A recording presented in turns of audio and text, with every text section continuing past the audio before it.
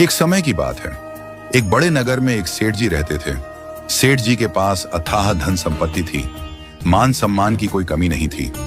उनकी एक इकलौती बेटी थी जिसकी उन्होंने बड़ी धूमधाम से शादी की, एक प्रतिष्ठित और सम्मानित परिवार में।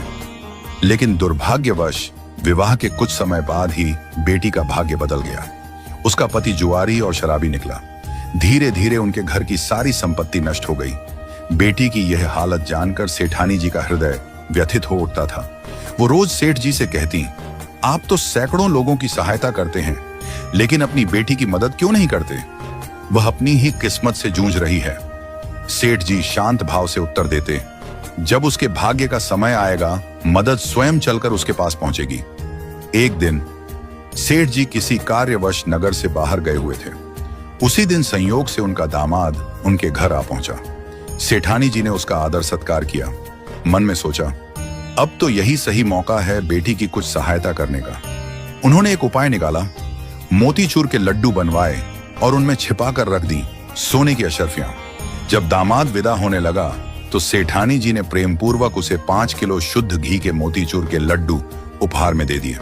उनके मन में संतोष था, चलो बेटी की मदद किसी न किसी रूप में हो ही जाएगी। मगर दामाद लड्डू लेकर घर की ओर चला, पर रास्ते में सोचने लगा, इतने भारी लड्डू ढोने का क्या फायदा?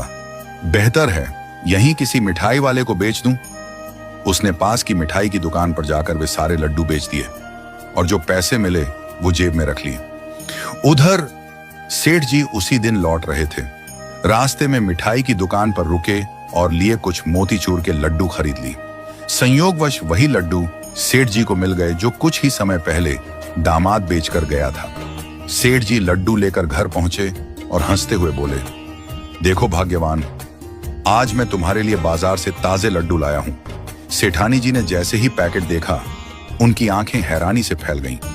उन्होंने एक लड्डू तोड़कर देखा और भीतर से वही सोने की अशर्फियां निकली जो उन्होंने अपने दामाद के लिए रखी थी। वो माथा पकड़कर बैठ गईं। सेठ जी को रोते रोते सारा वृत्तांत सुनाया।